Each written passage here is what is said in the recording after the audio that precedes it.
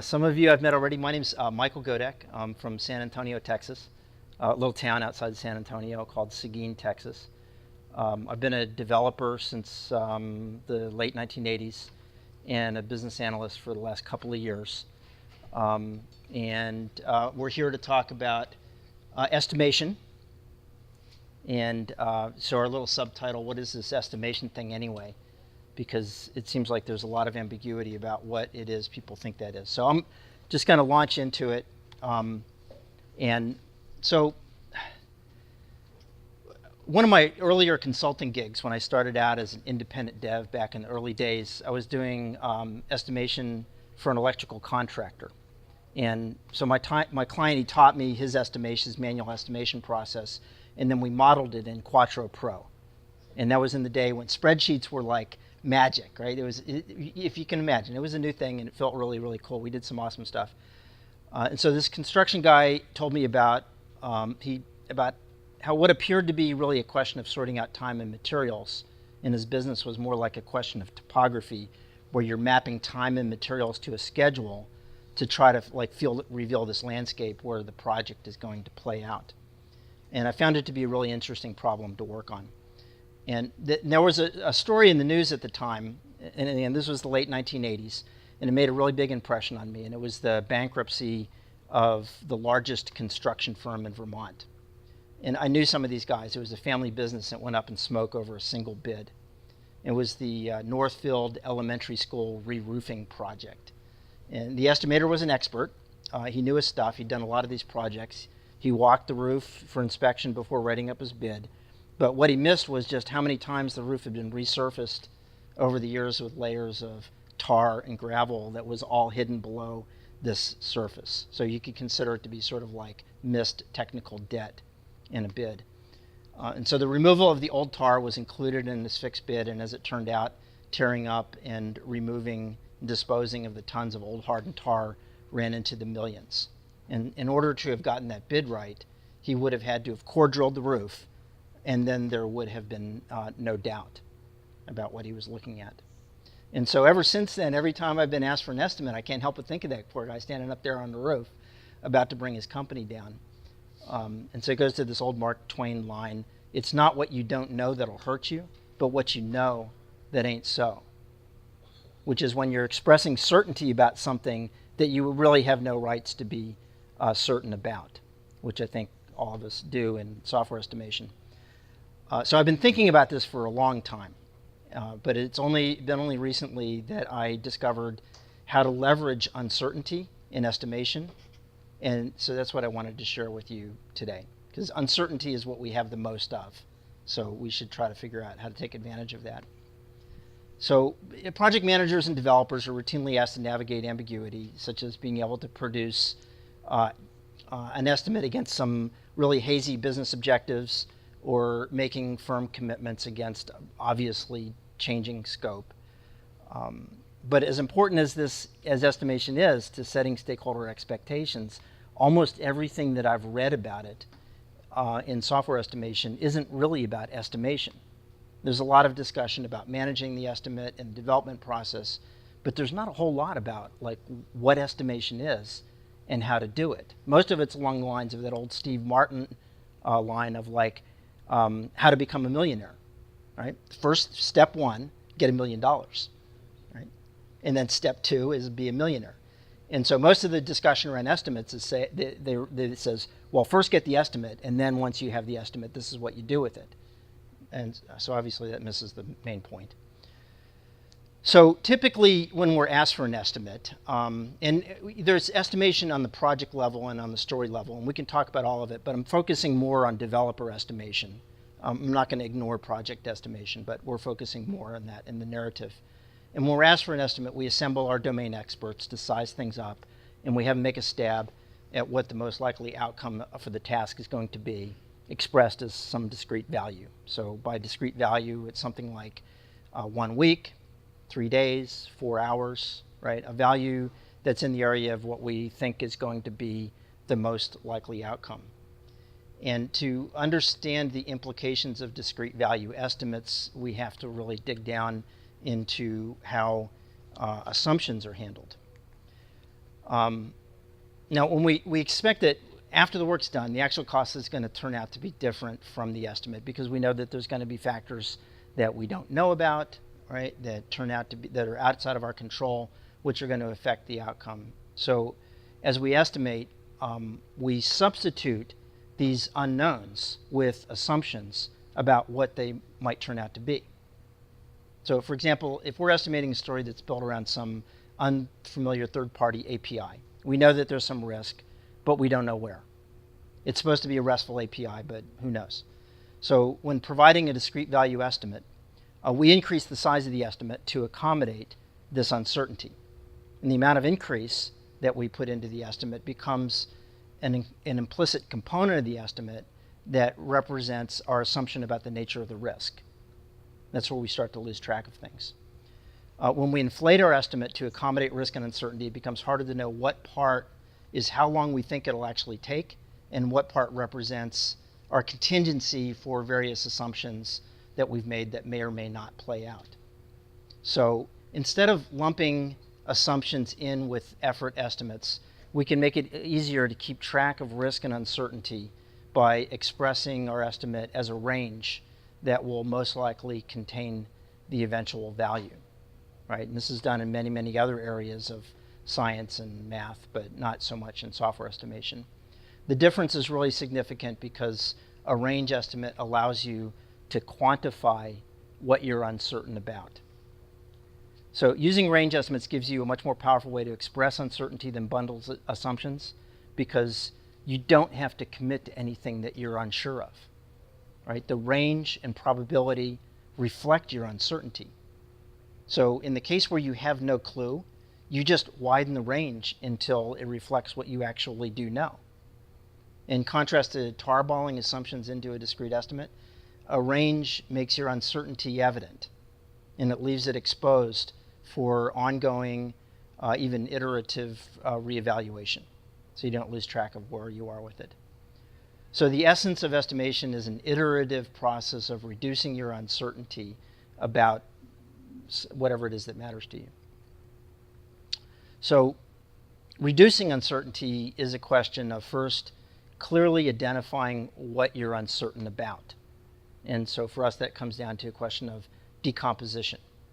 You know, break the question down, classify, compare, discriminate, distinguish, and so on until you can reason about the components of the question independently. And then ask why the thing matters. What are the possible outcomes? What decisions would be affected by additional information? For example, maybe one of the things that you're uncertain about in this supposedly RESTful API is error handling, right? How much time should you accommodate for that part of the implementation? And it matters because in this kind of thing, if the errors are reported as 200 responses with embedded error messages, then it's going to turn out to be a lot more work to deal with than if you get properly formatted 400 error responses, in which case you hardly have to write any code at all. So instead of adding a couple of days just in case, you widen the range until you feel confident that the actual effort is going to fall somewhere in that range, regardless of how the question plays out. So when you look at it from that perspective, you can see that so far what we're talking about, range estimation doesn't really have to take more time than making a discrete estimate. You're just expressing things differently so that you're preserving your control over the information instead of losing it in the bundled number. Now, if range estimation results in like a greater comprehension of uncertainty and you spend more time on estimation to reduce that uncertainty, then we'll take that as a good thing, right? You should probably end up spending more time on estimation, but not because the process is more complicated, but because you're learning more about the work. If the actual uncertainty, if the range that you're stating is too wide for anybody's comfort, right? If you end up with this thing of saying, it's going to take me somewhere between 3 days and 3 weeks, right? And that may not be an acceptable answer, which is fine, because if that's really your uncertainty, that still should be the answer. Then you have to figure out what questions, if you had the answers, would reduce your uncertainty. So uncertainty is reduced by obtaining new information by means of observations about the questions that you identified. When observations are expressed quantitatively, then that constitutes a measurement. All right, so we go from estimation to measurement. Thus, a measurement is a quantitatively expressed reduction of uncertainty based on observations. So now we know what we're doing. Now, if that sounds like a mouthful, here's like a more precise way of saying exactly the same thing. And this is from this 1948 paper called A Mathematical Theory of Communication by a Bell Labs researcher named Claude Shannon. And Shannon postulated that information is the amount of uncertainty reduction in a signal. So Shannon's conception of information as uncertainty reduction was fundamental to the emergence of information theory, the advent of signal processing, the development of integrated circuits, the zip compression algorithm, MPEG, MP3, and an array of all other kinds of innovations that still play big in all kinds of questions, such as those that brought us together here today. So thinking of information as uncertainty reduction opens us up to a world of measurement where uncertain values are first-class citizens. They're not something we're afraid of or trying to hide, right? They're right up. They're actually the subject of our investigation, and we can more easily take into consideration intangibles, things that we once dismissed, questions we dismissed as not being subject to precise measurement. When anybody ever says, "I couldn't know that," right? There's nothing that you can't know somewhere about.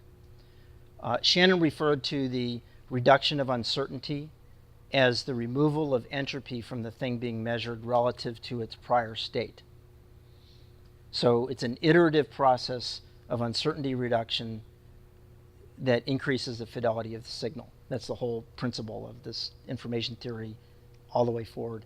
And you can actually apply it all the way to the level of doing estimation. So a definition of information entropy is that it's the average amount of information conveyed by an event when considering all possible outcomes. So when you're looking at some software story and you start thinking about like all the possible outcomes, there's a lot of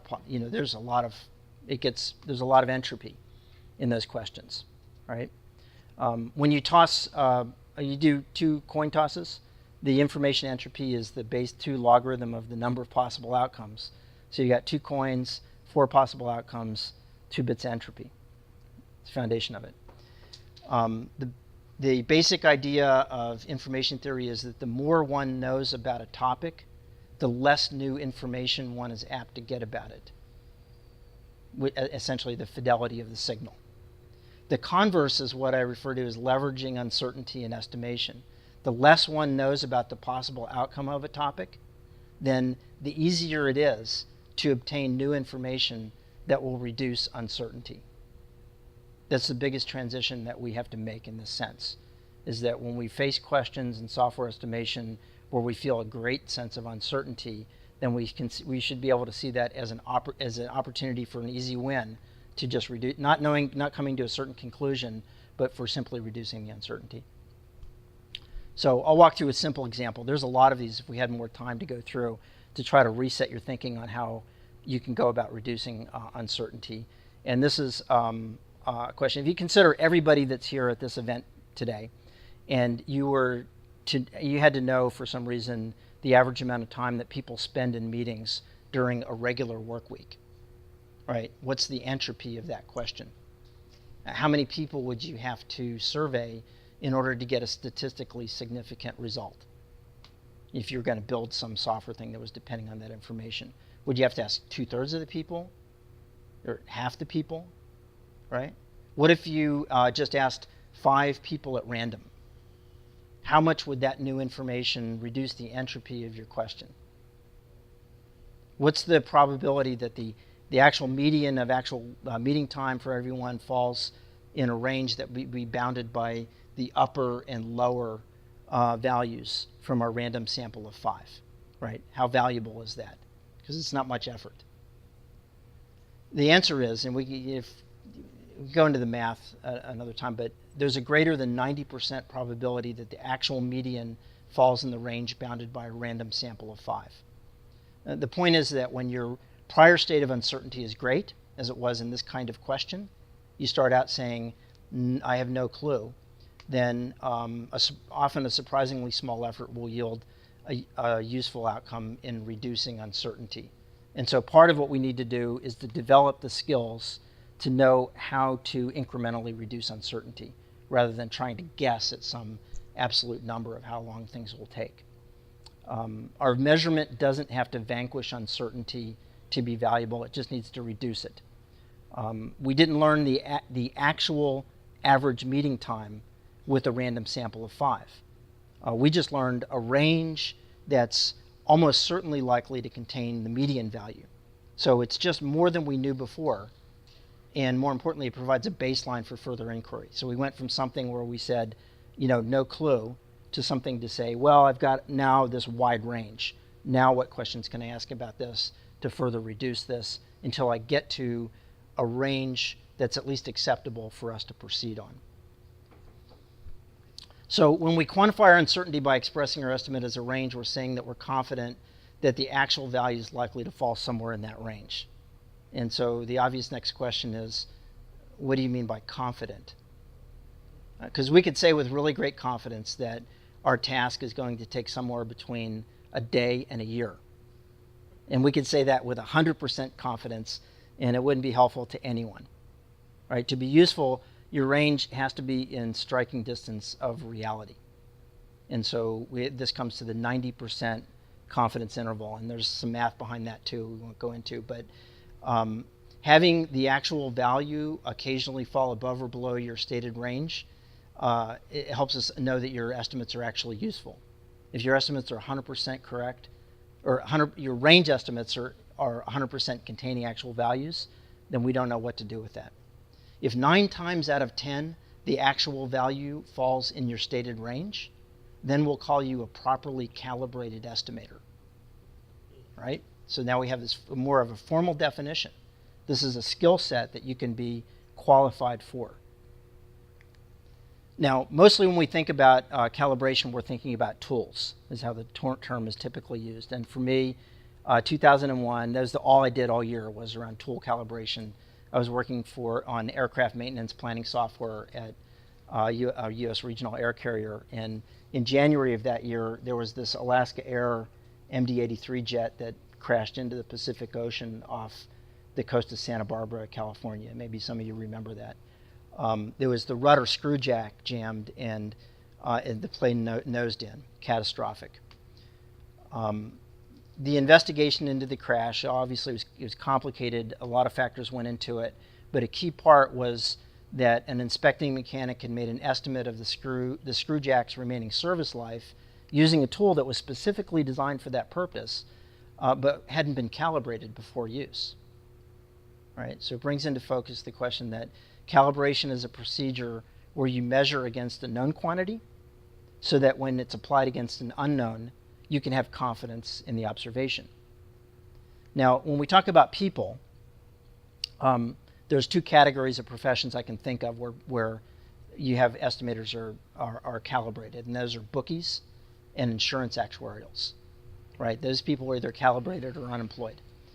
The rest of us are subject to such a wide array of bias that renders judgments based on expert opinion alone subject to wide swings of overconfidence and underconfidence, especially overconfidence, where the actual value is underestimated.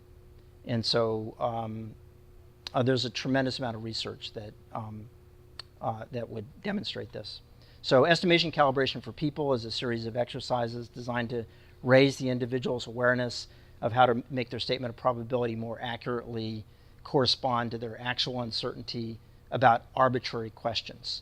And so arbitrary questions are the known quantities, the weights, that we test against to identify overconfidence and underconfidence so that when you measure against an unknown, you can be more confident in the observation. And so the proposal is that we turn Drupal trivia into estimation calibration by changing the rules a little bit. But it's a skill set that you can develop. Now, mostly when we think about estimation, we're thinking about how much time or money will be needed, but we commonly use other scales to help us estimate, and it's important to know how to use different scales. So this is a transition. Everything we've talked about so far is really the concept of estimation, and this is a part about the methods of estimation. So in 1946, a couple of years before Shannon's Mathematical Theory of Communication, an American psychologist named Stanley Smith Stevens published a paper called On the Theory of Scales and Measurements, in which he defined a taxonomy of measurement methods. And his vocabulary of measurement methods include nominal, ordinal, rational, and interval scales. And this isn't the only scale, the only taxonomy of measurement methods around. Others are used in other disciplines.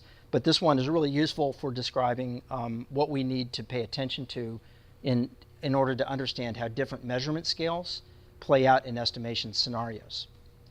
So we'll walk through them quickly. Rational scales are the ones you're familiar with, right? Ordered sets that support addition, subtraction, multiplication, and division. So time and money are rational scales you use every day. Right? You can roll up a group of time estimates to a single value and know that 2 times that value is twice as long. Right? This is an attribute of a rational scale. Now, interval scales they're also ordered sets like rational scales, but there's no fixed zero. And so the Celsius temperature scale is an example where 0 doesn't indicate an absence of temperature. It's effectively just an arbitrary point on the scale. Now, Scrum story points rely on an interval scale to separate time from effort. And so this is a discussion we don't have really fully time to develop, maybe afterwards. But most people don't really pay attention to this interval scale aspect of story points, and the way that story points are typically used may be sort of generally useful, but mathematically they're not sound, which represents a lot of the reasons why it is that the story point estimates tend to fall apart. Ordinal scales are ordered sets, but you don't know how much more one value is than another. So Moore's scale of mineral hardness tells us that one rock is harder than another, but not by how much. So you can say granite's harder than sandstone, but the scale doesn't tell you how much harder one set member is than another, and that's the essence of ordinal scales. Ordinal scales get used a lot, and they get abused a lot. So the 5-star rating system is an ordinal scale. So we can ask, is watching 5 1-star movies as much fun as watching 1 5-star movie? Right? So there's no roll-up on ordinal scales. So you need to, because people do that. You'll find people doing roll-ups based on ordinals. And it's just not going to give you information that's worthwhile. T-shirt sizes are an ordinal scale, but they're often conflated with a rational scale by assigning sizes, rational scale sizes, so that they can be rolled up into totals, right? So here you're just ignoring the properties of the ordinal scale and, in a sense, introducing ambiguity when the purpose of the scale is to try to reduce ambiguity, right? To figure out what you want to do and figure out the scale that's actually going to support the decisions that you need to make. So a simple ordinal scale that was developed specifically to avoid the common problem of t-shirt sizing was developed by Alistair Coburn with the set members Cherry Pit, Peach Cobbler, Mustang, and Brontosaurus. And it's ideal for backlog refinement. Everybody gets Cherry Pit. Nobody in their right mind is going to try to figure out how many Peach Cobblers fit in a Mustang. And we don't even have to know if a Mustang is a horse or a car. And there's no ambiguity about Brontosaurus because it's any story that's too big to go into work. And it doesn't really matter how much bigger one Brontosaurus is than another because you need to decompose it before it goes into work. So it may seem whimsical, but it leaves a little opportunity for conversion to rational scale. That's its intent. And it keeps the focus on story decomposition. Now, ordinal scales are sometimes used inappropriately. So the OWASP proposes a risk assessment scale of low, medium, and high. And so it is an ordinal scale, and it's properly used as an ordinal scale. But because there's no specification of how much larger one set member is than another. But consider, instead of saying low, medium, and high, we could relabel the set members, just give them different names, and we'll call it Cherry Pit, Peach Cobbler, and Tyrannosaurus Rex. And the point is that it definitely matters for the purpose of cybersecurity which is the subject of the scale, it definitely matters how much bigger one Tyrannosaurus rex is than another. So in this case, this is a properly used ordinal scale that's a bad choice for the decisions that it's intended to support. So finally, we have nominal scales, which are unordered sets of attributes. And so essentially, you're testing set membership in a nominal scale. You have no quantitative value, so you can't roll up nominals because each attribute is either true or false. Thus, nominal scales support making qualitative measurements. Thus, there are as many nominal scales as there are qualities of things in the universe. So you have a lot to choose from. The one that, a really useful one that comes out of the Scrum specification is the acronym INVEST, which stands for you're supposed to check the qualities of a story to verify if it's independent, negotiable, valuable, estimable, small, and testable, right? And so those are just attributes, true or false. And a story should test positive for each of the INVEST attributes before it moves to technical planning, right? It's a good use of a nominal scale. Now, nominal scales are testing set membership, so it's a binary question. It's either true or false. But our certainty is usually something less than binary. And so we can still quantify our uncertainty about binary questions by stating our confidence in a range from 50 to 100%. So 50% confidence means that you have no idea. You just soon flip a coin. You can't be any less uncertain than that. But setting confidence intervals on binary questions helps us identify what new information might increase our uncertainty of the work, and it makes our uncertainty explicit and persistent for reevaluation. And so if you're moving these stories in and you're saying, yeah, I think this story should go into work, but I still have my doubts about how we're going to test it, then you can set a lower confidence, still move it into the positive territory to say, yes, let's move forward, but set a low confidence on your certainty about how you're going to test it and verify it. And this would give you an ability to retain that and track it. So that's kind of the segment on measurement scales, right? So that's methods of measurement. So we have objects of methods of measurement. And so now in this last part, we're going to run through a number of techniques that you can apply to try to make sense of range estimation in a practical way in estimating stories. And so this is where you're either doing it on your own, you're in a meeting, you're stating a range, and you're trying to figure out whether you actually believe in the range that you're going to propose. And so there's actually, I don't have a slide for the first one, which is the absurdity test. I thought I had, oh yeah, there it is. So the absurdity test, right? That's the first one, which is when you're looking at something you have no idea, right? That happens to me a lot. I'm looking at it. I really have no idea, right? And so one thing you can do as a starting point is just start with a day to a year, and then you can say, yeah, a year is an absurd value, right? It's the real value is something less than that. And so you keep adapting the range until you finally kind of get out of the absurdity territory and you've got a starting point, right? It's just a simple mental exercise you can do in a few moments that gets you from no clue to something to start from. So imagine that you're wrong, right? Once you've stated your estimate range, before committing to it, assume for a moment that you're wrong, that the actual value falls outside your range. Explain to yourself why you're wrong. So this is an exercise where you're going to list potential problems you might run into, things that you've overlooked. And it's an exercise that will help you better develop a better understanding of the work by exploring the risks and unknowns. Now, often when people start doing range estimates, they'll start with a point estimate, right? What they consider to be the most likely outcome, and then they increase and decrease the range, add and subtract to get a range, right? So if they think it's going to be a 2-day task, then they give a range estimate of 1 to 3 days. This introduces a risk of anchoring, midpoint anchoring, where once a number's been stated, it's psychologically harder to move off of it even in the face of new evidence.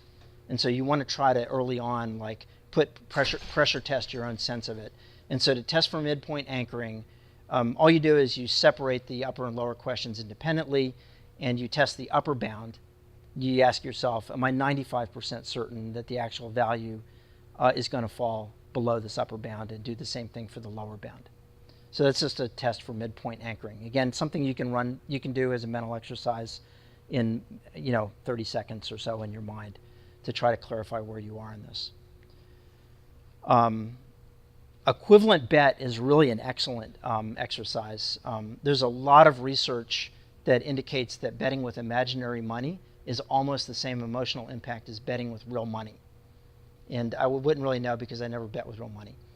But imagine a carnival prize wheel, and it's got a 10% slice marked in red, and it's got the remaining part marked in this green 90%, right? So when you spin that wheel, you have a 90% chance of landing in green. And what we're going to do is we're going to test your confidence in your stated range against a spin of the wheel. Given a choice, which would you prefer? To win $1,000 if the correct answer falls in your stated range, or to spin the wheel for a chance at $1,000 if it lands in green? If your feeling is that you'd rather spin the wheel, then that's an indication that it's probably your range estimate probably actually isn't your 90% estimate. We're not trying to impress somebody with how fast you can do things when you make an estimate. What we're trying to do is to get at what your level of uncertainty is about a task, right? We want to actually get to your 90% confidence interval. Two different people should have two different estimates because you're not testing how long something takes in abstraction. You're testing your uncertainty about the task that you're talking about. Your uncertainty is going to be different from somebody else's. Now, running arbitrage on your estimates is an interesting team sport that at least helps illustrate what you're trying to get at with a 90% confidence interval. So once you've stated your estimate range, you offer to buy or sell contracts with your teammates that the actual value will fall above or below your stated range. If your stated range is actually your 90% confidence interval, then you'll be like a currency trader with your estimates, ambivalent about whether people are buying or selling your contracts. If you're nervous about the fact that everybody's buying your contracts, then you might want to revisit your estimate. So here's like a summary from where we are, right? Making range estimates to express uncertainty will be an improvement over discrete estimates because we can stop making assumptions and more easily focus on what we're most uncertain about. Knowing when and how to use ordinal scales will help us avoid a number of common measurement pitfalls. Knowing how to use nominal scales helps us to make qualitative in addition to quantitative estimates, resulting in a better comprehension of the work. Range validation exercises such as equivalent bet, midpoint anchoring, assuming we're wrong. These allow us to give us techniques to pressure test our estimates before committing. Paying attention to this 90% confidence interval is a way to keep us honest in our estimates. Getting calibrated is a way to make our estimates more accurately reflect our actual uncertainty, which is the overall goal of estimation. When we apply all of these principles to things that matter, which those things that have a lot of uncertainty, then we're more likely to influence the significant decisions we face. And then we can say we know something about what estimation is and how to do it, right? If an estimate isn't going to drive a decision, it doesn't need to be made, right? So you can always ask that question. When somebody's asking an estimate from you, then you can ask what decisions might be affected by the estimate that I'm going to provide. And if they actually can't answer that question, then you should feel less obligated to answer the question of what the estimate is. Because if it's not going to drive a decision, then there's not really a need to make the estimate. All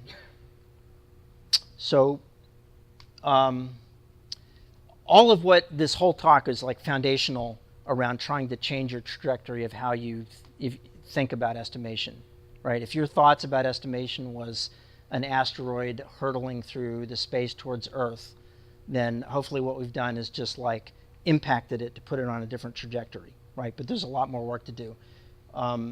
There are like three major areas that I've outlined here. Estimation for release planning, which is understanding the impact of queue time when work will actually be done. Because everything that we talked about with story and almost everything people ask of me in terms of estimation, what they really want to know is when work will be available for delivery. And knowing how long it's going to take to complete the work is not going to answer that question. All it's going to do is tell you when the work's done, and then you've got a whole other range of dependencies between the time work is done and the time it's going to be delivered that are out of the control, typically, of the development team.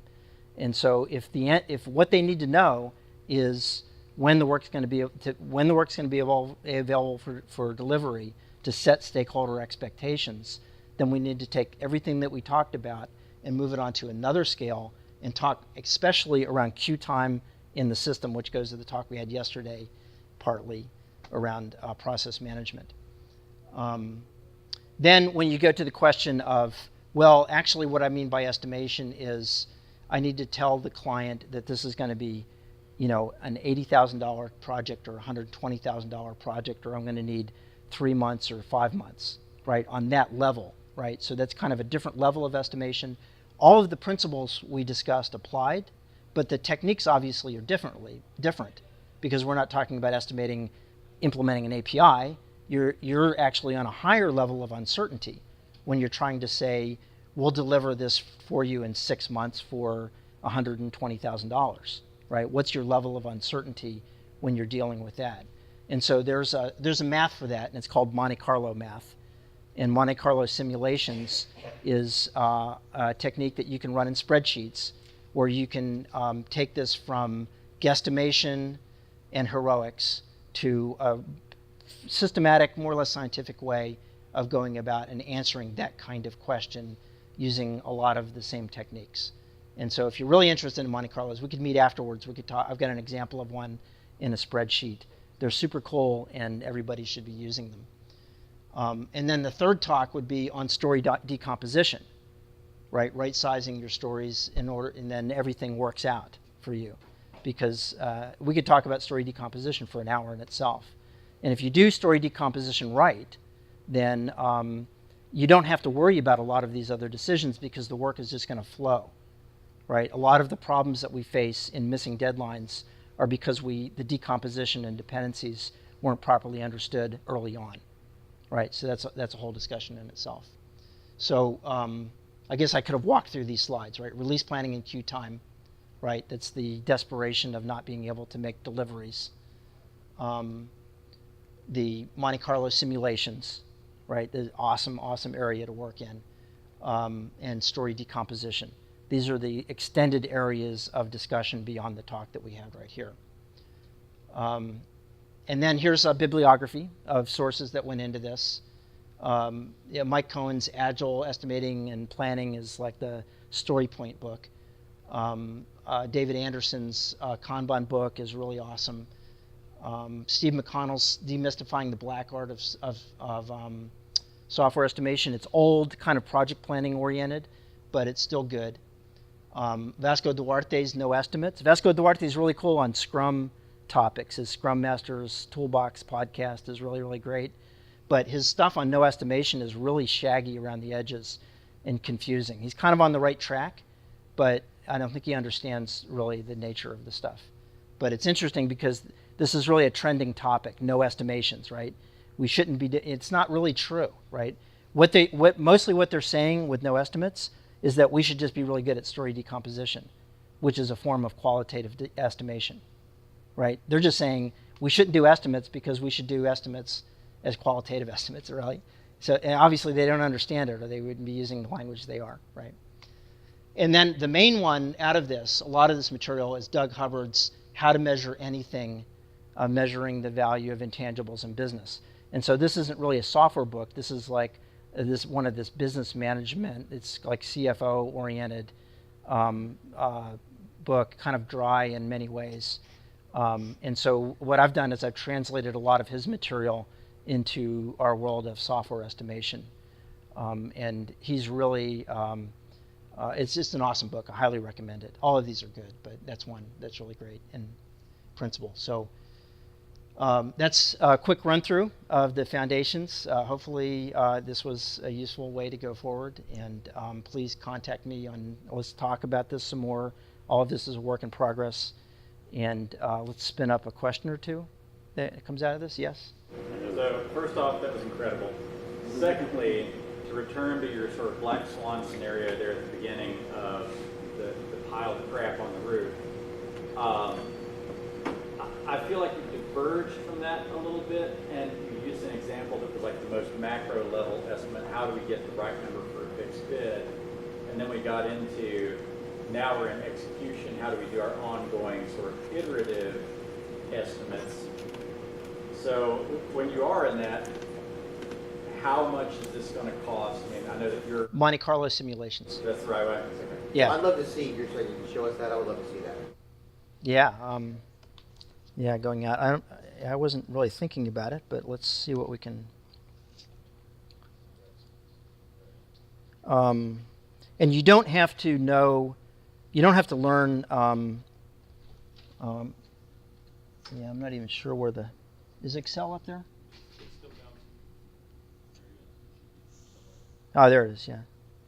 I don't know where my. And related to that, it seems like you've got the same problem you've got in the investment world, which is, when you get into a climate like right now, in order to get reasonable returns, people feel like you have to take more risks. So you have these discussions of, we're worried that the worst case scenario is, let's say, $100,000. We think the client's budget's 80. How likely is the bad thing going to happen that kills us? And then you start being like, well, it's probably not going to happen. I'm trying to get this to turn off mirroring here. I can't seem to find the. I could drag it over, right? It's which way am I? Makes it harder to. Yeah, there we go. Yeah, I don't know why the system preferences. It's going to be harder to do it this way, but and then view zoom or something, right? Where's the? It's harder to.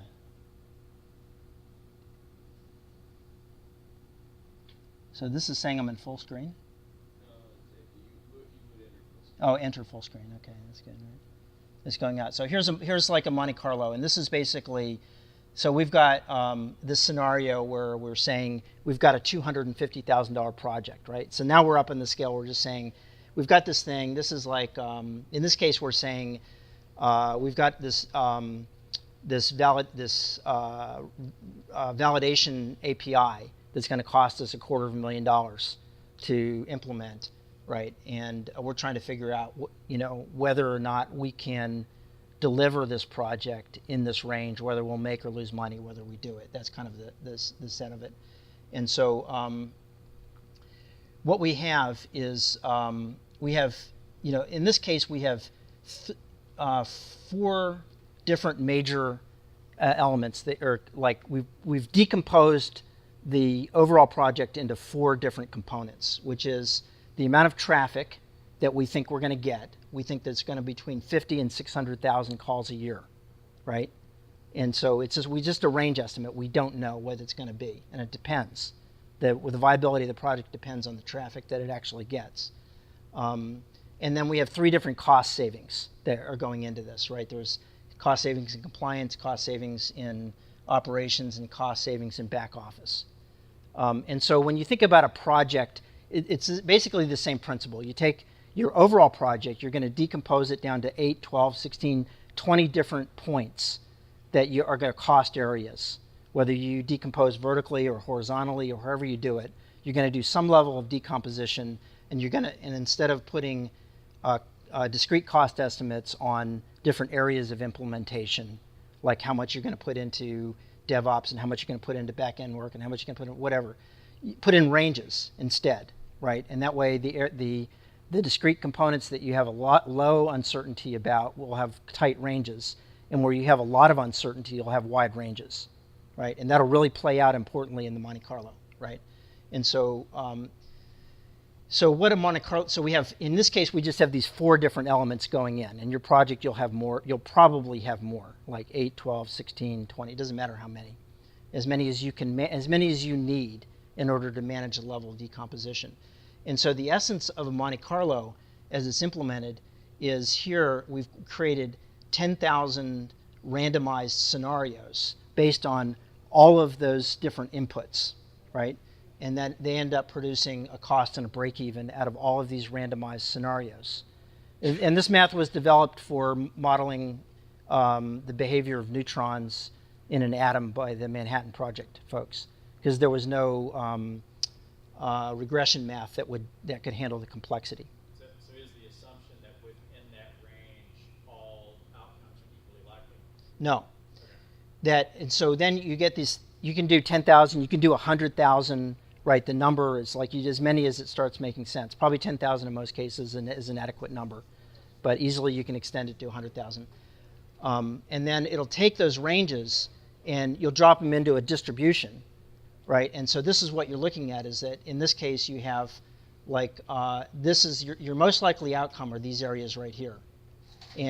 But there's like a smaller probability that you'll actually lose money by running this project, right? And the distribution will show that. And so as you change these numbers, so if we say we can actually resolve the uncertainty here, and instead of saying 50,000, we can say 150,000, right? Then it'll change the distribution.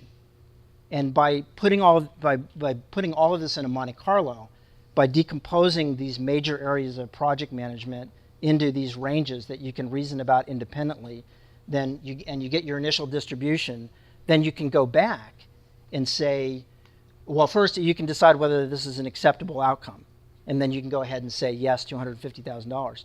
If you still have your doubts about it, you go back to your whole list of your decomposed list of questions. You figure out which ones represent the highest risk. You figure out what questions, if you had the answers, would reduce that uncertainty you have in that area. And then you try to figure out how to answer those questions by making what observations you need to make in order to do it. And that's where you get into these techniques of, like, you don't have to do massive undertaking to reduce the uncertainty. There's a whole range of statistically valid methods of reducing uncertainty that people learn in other disciplines. Insurance actuaries learn it, but we don't learn them. We can use the same kind of techniques and apply them to reduce the uncertainty until we get to a distribution range that we feel like we can live with. And then as the project unfolds, you can actually update your ranges as you get more and more certainty as you come in, and then you should be able to get an increasingly clear focus that you're going to be able to deliver on budget based on the new information that you have in. So a lot of this is really, it's like a form of Bayesian analytics, right, where you're doing this regressive view to reduce uncertainty. And that's what's actually happening in these like 10,000 scenarios that go down here, right? And then the Monte Carlo math is what's actually implemented in your formulas as you're going through. And so this is the part, you don't want to go learn this yourself. This is one of the parts where we just need to consult, and you get a simulation that's in a spreadsheet. And as long as you can use an Excel spreadsheet, once you've got your simulation up, then it becomes a matter of adapting your base simulation to different scenarios to build it out to have the level of complexity that represents the work that you're actually doing.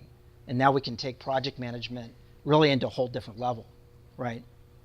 Where we can we can just bring it down to focus the work on what we're uncertain about and what we need to do to reduce that uncertainty, and let all of the rest of the process just drive through the math in the spreadsheet, so you can use your time where you need to use it the most.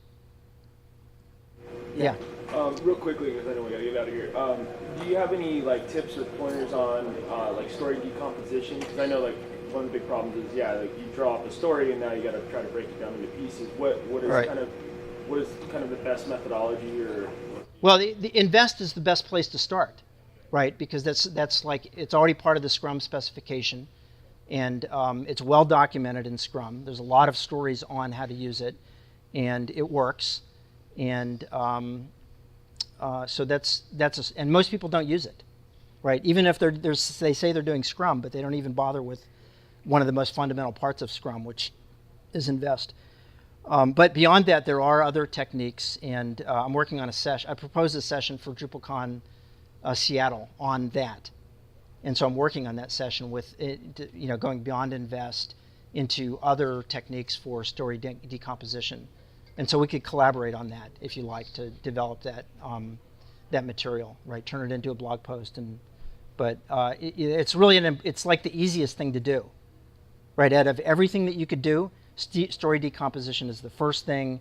It's like the most important thing, right? If you get that right, you can get a lot of other stuff wrong and still survive. But if you get story decomposition wrong, and you end up putting stories into work that you think that they're going to be a week, and they're actually 6 weeks, it just screws everything up, right? The extra costs that are associated with like re-decomposing and working out the dependencies and the damage to stakeholder relationships and all that kind of stuff is like that. It's harder to pull back from that.